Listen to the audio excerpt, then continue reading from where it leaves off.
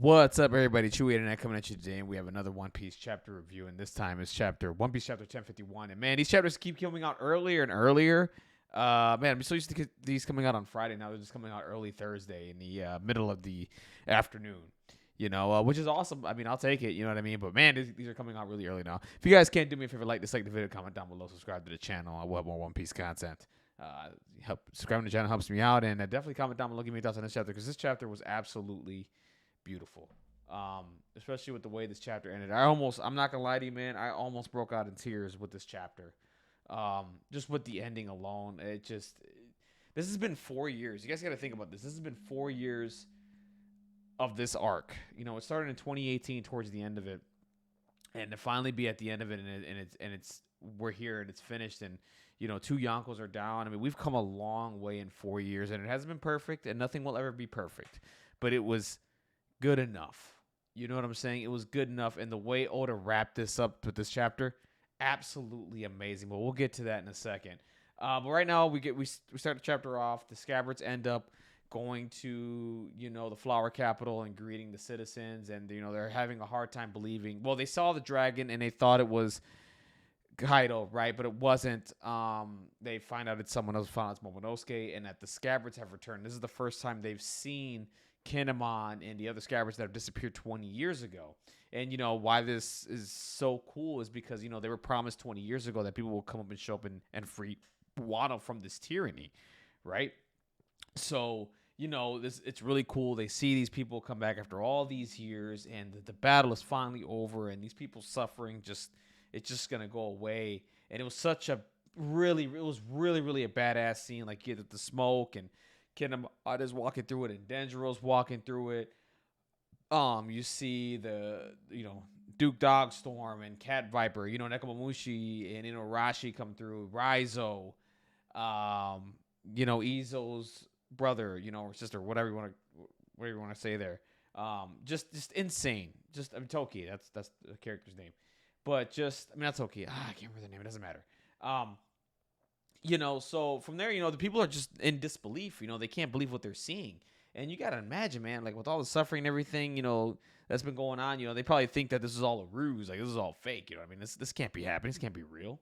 And it is, and what an amazing way to showcase them. And they're walking through. And I get it. Nobody died or anything like that. But you know what?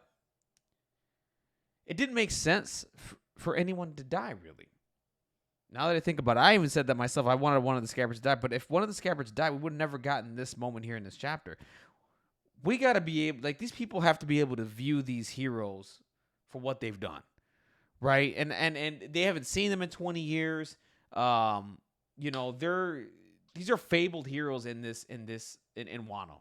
You know what I mean? And the fact that they're able to see them and walk around and they're able to celebrate and bask in this glory, it's really a beautiful thing to see. Now I know it was the wrong decision to kill any of these characters. What Oda needs to stop doing, though, is acting like he's going to kill some of these characters. I get he's trying to build that dramatic tension and all that, but he should stop doing that. But it was the right decision to not kill any of these characters, especially after reading this chapter. It wouldn't have made any sense. If Luffy would have won this battle and then some of the Scabbards died and then they just show up and they're dead and then you have a speech, it just wouldn't have made sense. It wouldn't have worked. It really wouldn't have at all. So, good decision by Oda, not killing any of these characters, even though it was goofy. But still, it was a really good decision. I'm happy with it. I'm glad he did it. And from there, the celebrations being broadcasted throughout, Wano. We go to Kuri, we go to Hakamai, Kibi, Ibisu Town. Everybody's enjoying and seeing all this stuff, and that the promise has been delivered after 20 years. And it's just amazing. This is such a beautiful thing.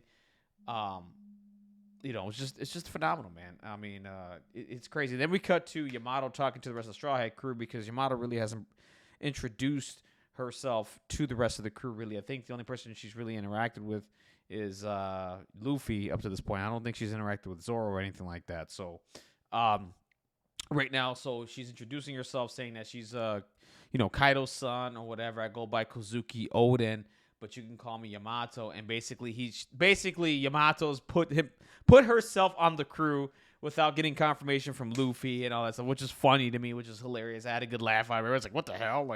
And of course, Jinbei being the veteran that he is, and being, you know, him understanding all this stuff. He's like, hey, listen, if the captain says so, you're allowed on this crew. You can't just come on here and say, hey, listen, you're joining us. And of course, everybody's freaked out because this is Kaido's kid, right? And everybody's like, oh my God, Kaido's kid's on our crew. Like, we can't trust this person. You know what I'm saying? And I don't blame them, right? I mean, this person just comes out and say, hey, I'm going to be on the crew, and you just battled with my crew and my father, and you know what I mean? How are you just going to join us and be a good person all of a sudden? You know what I mean? Like, how does that work? So, you know, and everybody's taking it back. And, of course, Jinbei, like I said, he, you know, hey, listen, if the captain says so, you're a part of the crew. When he wakes up, we'll do this. And what's exciting about this, guys? You guys have to understand, we've gotten 2 crew members for the Straw Hats so far, right? In the past, maybe 4 or 5 years with Jinbei and Yamato. Since that point, you have to really think about this. The last time we got a member on the crew was in Thriller Bark, and that was how long ago? We went through a long drought of not getting any crew members. Okay, any crew members for a long time, and then within these next 5 years that we've been reading Whole Cake Island and Wano, we've gotten 2 crew members. That is huge. I can't remember the last time we had a streak like that. It's been so long. It's been that long, and it's insane to think about that. But it's been that long since we've gotten crew members, and it feels good. And honestly, I think the next arc that we're going to, because this is a wrap today with the arc. I think the next arc we're going to is Elbaf, and I would love for them to get a giant on the crew. I would like for that to be the next crew member, because it seems like to me that Yamato's like half Oni or is an Oni, so there, you get another race off the checklist, right? We have a fish bin, we have humans, we have robot, we have Tony Chopper, right? We got the only thing we're missing right now is we're missing a mink and we're missing a giant, I think, and it will complete that, I think, for the Straw Hat Cruise. I think that's where Oda's heading. He's gonna have a crew filled with all the races on the ship, and then that's where we're gonna head to our ending. So that'd be really cool. So yeah, we'll see where that goes from there. So all the people that were negative and didn't think Yamato was joining the crew, you lost today. Okay, Yamato's joining the crew. I don't think Momonosuke is definitely not joining the crew. I didn't jump on that at all. Didn't make sense for Momonosuke to leave. It does not make sense for Momonosuke to leave. And if you thought so, it does not work. Yamato works for the ending for this crew, because Yamato has been trapped on this island for God knows how long. And why would she stick around to help out Momonosuke, especially if she wants to be Kazuki Oda and wants to travel the world and leave? So it just makes a complete sense. It makes a whole lot of sense. She will end up joining the crew. And what a power-up, by the way. Yamato is a huge power-up for the Straw Hat crew, especially going up against Blackbeard's crew and all this stuff. They needed someone else. If you didn't think they needed somebody else this powerful, you're out of your mind. So this is a huge upgrade for the Straw Hat crew, and I can't wait to see the battles going forward with Yamato, because she's a badass. She went up against Kaido at one point. She's really, really strong, and I cannot wait to see where they go with this character going along with the Straw Hat. On top of that, she's popular as hell, dude. Yamato's popular. She's going to sell a lot of merch. She's going to sell a lot of toys and all that. They know what they're doing. And, from here, we cut to Atama stuff, and, that part was cool. Her ability's going to last another month, and, we cut to her, we get to the speech of Momonosuke talking to the people in front of the Flower Capital, talking about how it's been 20 years since then. This was such a cool scene. You got the scabbards kneeling down, and the other thing, we don't see Ashura Doji, by the way. If there's gonna be one death, Ashura Doji is the one. So we don't see Ashura Doji here, possibly dead. I don't think so. He's probably just injured somewhere. So keep that in mind. So now we cut to Momonosuke's speech. And from there, he's just talking about everything that this country's gone through, man. 20 hard years of bull crap, dealing with Kaido and his crew and the oppression and nobody eating and all this nonsense. And they had to suffer for a long time, and it's about time it's over. And the people are crying. People are just reminiscing about everything, about all the struggle that they've been through, about Tama and her parents and how they died due to the harsh conditions of everything. And then from there, we get to see Tama trying to sell hats to make some money to eat some food, because she's an orphan. You know what I mean? She is an orphan, and she has to do what she has to do here to make some money, and that's how she runs into Tengu. And I'm hoping this Tengu character turns out to be something more. We'll find out later. I think I love the whole he's Momonosuke's grandpa or whatever. I love that theory, by the way. It's a really good theory.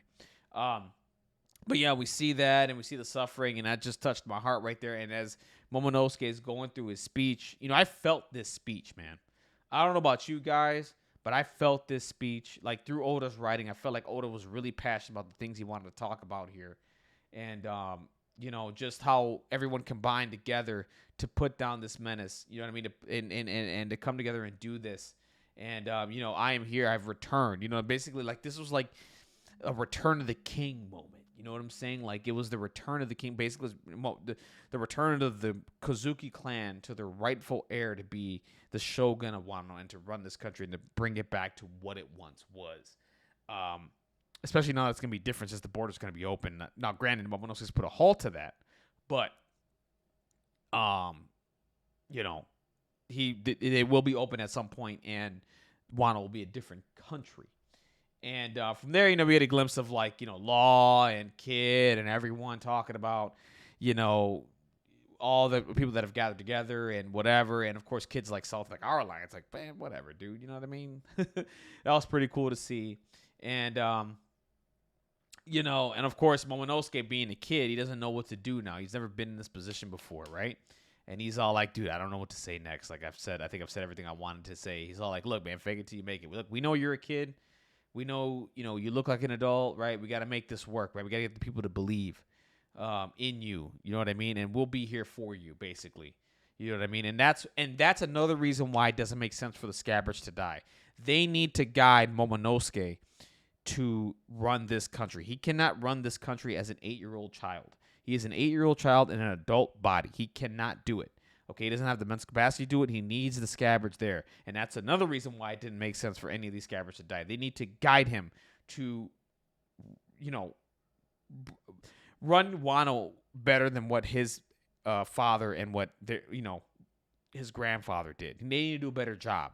And they need to guide him in the right direction. And that is beautiful.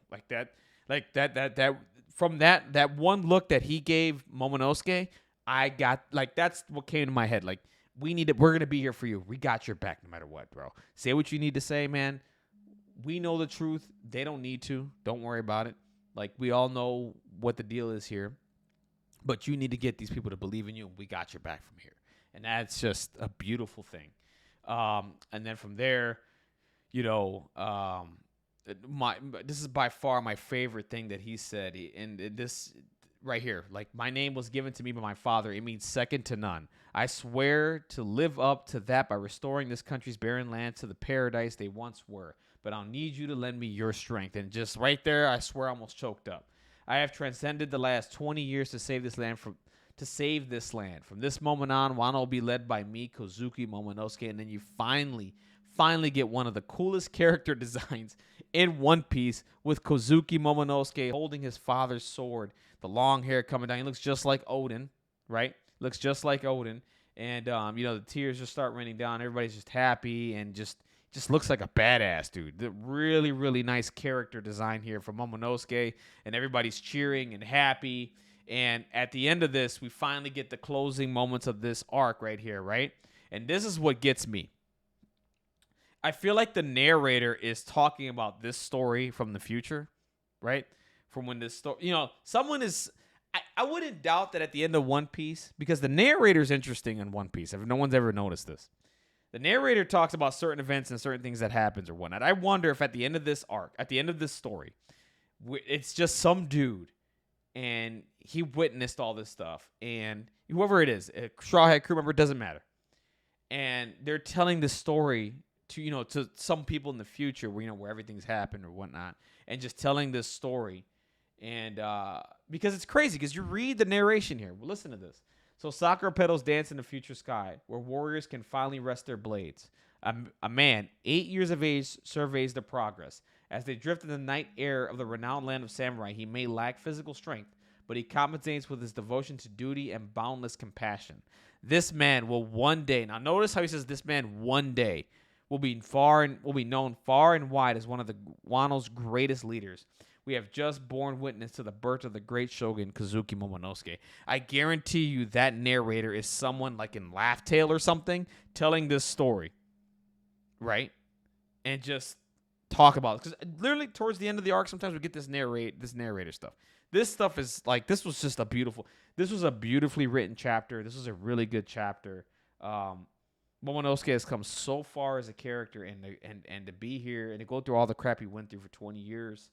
Well, the people have suffered, for 20 years, and he finally made it back here. And man, they fought through hell and high water to bring back Wano, and did they ever? And what a beautiful chapter, man! I love this chapter. This was great. Kazuki Momonosuke looks amazing. The scabbards, I'm glad they were not killed, because if they were, I'm telling you right now, Momonosuke would not have the guidance he needs to lead Wano to greatness. He needs the scabbards. And Oda, you did a wonderful job. And I apologize for saying that you were going to kill those scabbards. It was a terrible decision. But you got to stop fake deaths, okay? All right, guys, that's it for me. What a wonderful, beautiful chapter, One Piece today. I loved every second of this. Let me know your thoughts down below. Comment, like, dislike the video. Subscribe to the channel. I will have more One Piece content. Let me know how you feel about this chapter, guys. I loved every second of this. I can't wait to read 1052. What a beautiful way to end Wano. Have a wonderful, blessed day, guys. I'll see you on the next one. Bye-bye.